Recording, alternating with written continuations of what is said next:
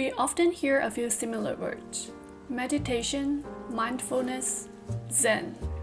Meditation is a practice where an individual uses a technique, such as mindfulness, to train attention, awareness, and mental clarity.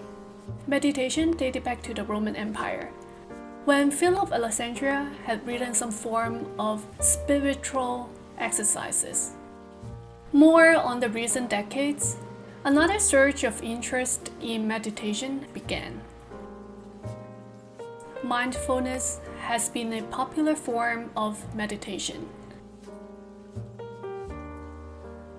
But there's another form we haven't talked much about. Journaling is an underrated form of meditation.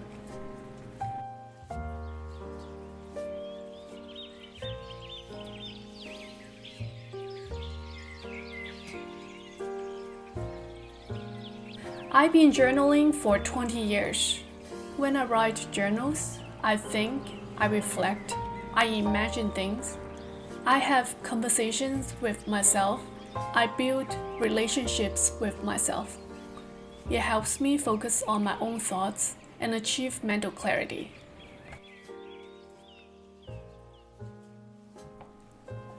I have practiced mindfulness a couple of times, but I found it pretty hard to focus during the sessions because sometimes I fell asleep or just lost focus. But journaling has really changed my life. I started writing about my emotions and feelings since I was very young. Born as a super introvert person, I don't usually express my emotions or feelings to anyone growing up. Maybe something about feeling bullied by some kids or classmates, since I was very quiet and introvert, to something about my happiness performing my dance and music talents in school.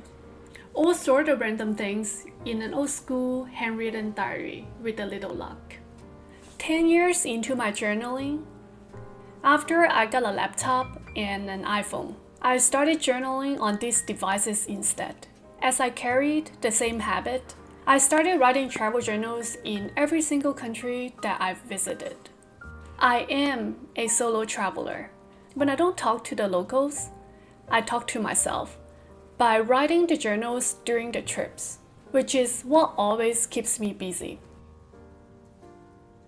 Many of you know that I've put together all these journals into a series of travel books. Yes, these two books are collections of my journals in the past 10 years. Lots of memories in 138 countries that I've visited, both good and bad. I enjoy reading them because they remind me of my experiences, thoughts, observations, and emotions at that moment. I see every human's brain is like a memory in a computer. There's a limit of how much we can store in a computer. So for me, writing a journal, it's like storing some of the files into external portable drive for my laptop. I don't need to look at it every day, but I can take it out anytime if I want to. This way, it frees some part of my brain storage for other better productivity that is more urgent or I need to use more often. So in this sense, journaling has definitely increased my productivity. When I write journals, I also need to think about what has happened, what are things that have come to my mind at that moment. It helps me to reflect upon what I have done right and what I have done wrong. If I didn't do that, I would just have done something, make some mistakes, and then let it pass, and forgot about it the next day. Maybe I would not have learned anything from my mistakes.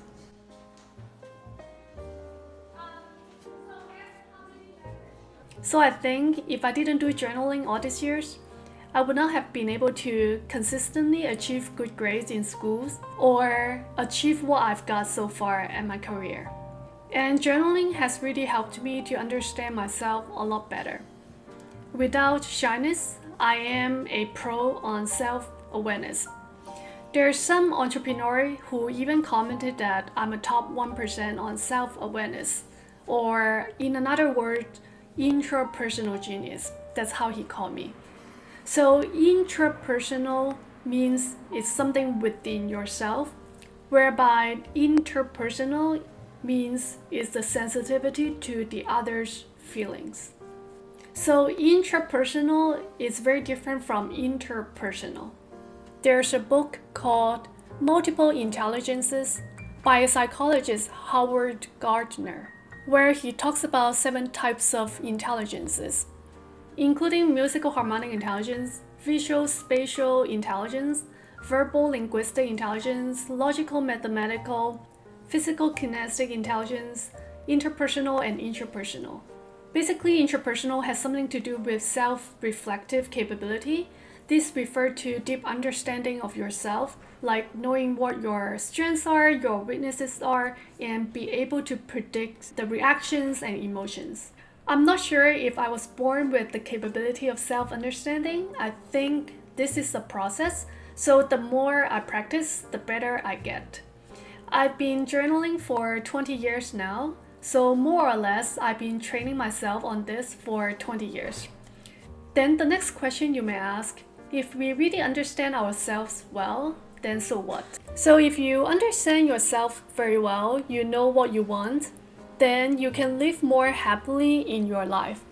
Many people, in fact, don't really know what they want in life because they're just following what other people ask them to do. Therefore, they can't live happily.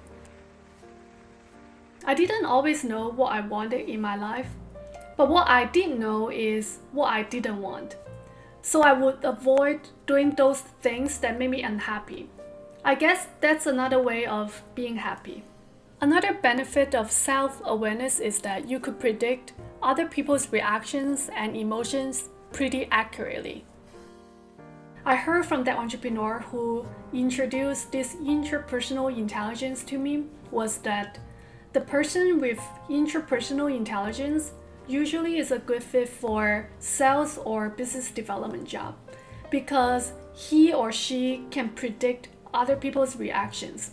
I didn't discover this side of myself until the recent years because I'm a statistician by training and thought that I was only good at technical jobs. But after I understand myself better, I have discovered many possibilities within myself.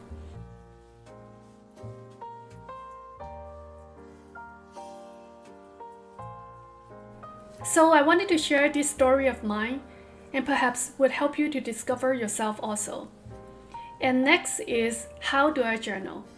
As I mentioned earlier, at the beginning, I just wrote it on a notebook. As technology developed, I then wrote it on my laptop and my phone. In fact, since my past 10 years of journals are my travel journals, when I'm on the road, perhaps on a flight or in a car or on the bus, I just take out my iPhone and start typing on the notepad so that I could capture the emotions and thinkings at that moment. So why don't I write my journals after I come back from my trip? Because if I write my journals a week or 2 later, I may have a very different thinking or feeling after a week or 2. And I just don't think it's as real or authentic as when I was writing it during the trip. And I usually will write the date, the day, the time, and the location at the heading first. So it records the basic information so I can know when and where triggers my thoughts. Then of course I would describe the situation, what I'm seeing and what I'm thinking. Then I would just openly talk to myself, spend time with myself, and think about what provoked my intention of writing this journal. I really enjoy that, journaling while being a solo female traveler. Yeah, I only talk to myself if I don't talk to the locals. That's how I was able to produce 2 travel journal books, I guess. From then on, you pretty much know all the rest of my stories about my world travel, studying, working, and living internationally. And that's the theme of my YouTube channel as well. I hope you do enjoy this video. I do more personalized coaching in my personal time, and you can check out more information on kksuccess.com if you are interested in how to change your mindset to be happier in life. I would appreciate if you can subscribe, like, and comment. Even just say hi would be a great support to me. If you want to receive my weekly video updates, do turn on the notification bell button next to the subscribe button. And I'll see you at the comment section.